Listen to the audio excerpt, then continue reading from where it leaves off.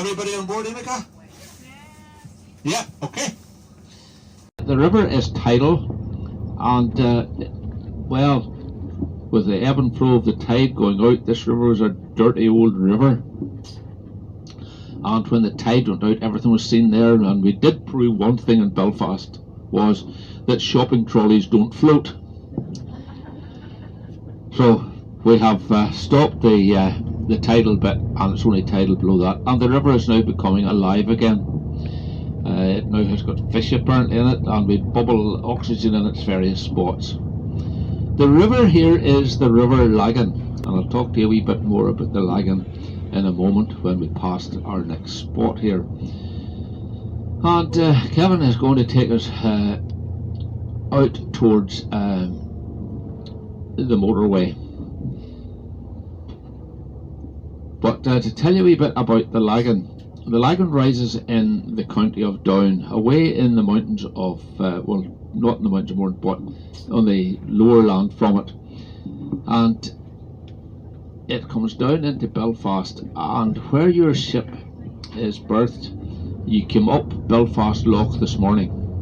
And Belfast Loch really is the estuary of the River Lagan. The estuary of the river comes to be very wide, and that is part of Belfast's infrastructure, having that estuary there so that the ships can come in. Have you all heard of C.S. Lewis? Yes, I'm sure you've read his Tales of Narnia.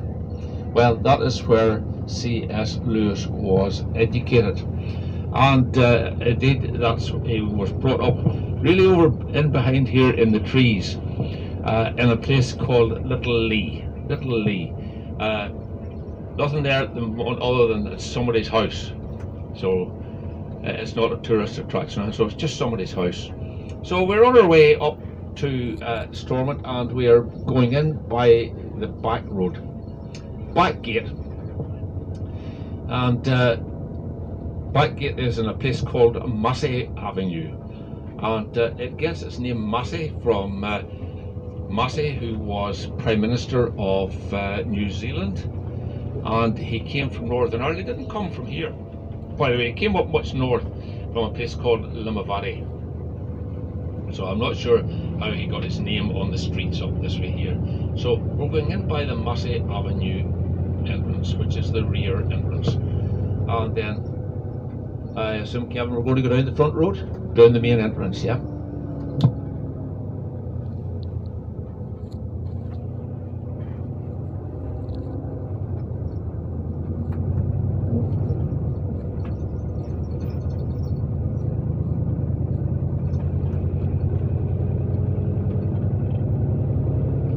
So we always talk about the leafy suburbs of Belfast, and there you've got it. And sign that the fall is starting. The leaves are starting to come off the trees already.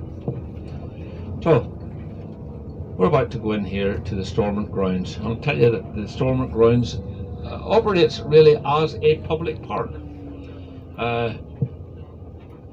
You get the beauty from the minute that you go through the gate. And I'm sure you heard of a Secretary of State we had, because most of you are from England. Have you heard of Mo Molan? Well, Kevin will slow down slightly for me here, and there's a little garden up here on the left. Yeah, and the one surrounded with the sort of temporary fencing there. And can you see the little sculpture there, the two people embracing? Can you see it? Yes, well, that there is a little monument to Mo Molan. Mo Molan was the Secretary of State here. That little garden and that little place was put there because she had big impact on this place here, because there are over 200 acres of land to Stormont or Parliament buildings, and she felt that use that, and it is now open. It is open 365 days of the year from dawn to dusk, and you can come here and walk, you can come running, you can do everything, as long as you behave yourself. So Kevin is going to take us right up to the Stormont building. Building was The architect was a man called Arnold Thornley. He was a Liverpudlian. Anybody from Liverpool?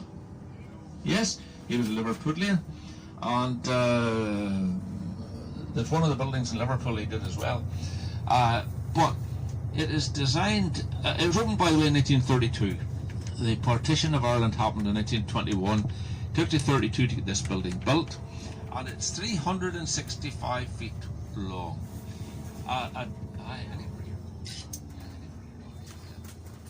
It's 365 feet long, 1 foot for every day of the year. It has two houses in it. It has a Commons, it has a Senate, but the Senate is no longer used, has not been used for years.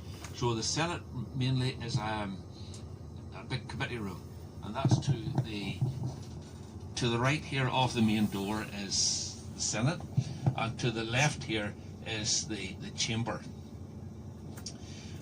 It's still meeting. It's a power sharing executive, and if it wasn't COVID, you could go in there. There's no problem going in. You just go through the security, sort of an airport type security.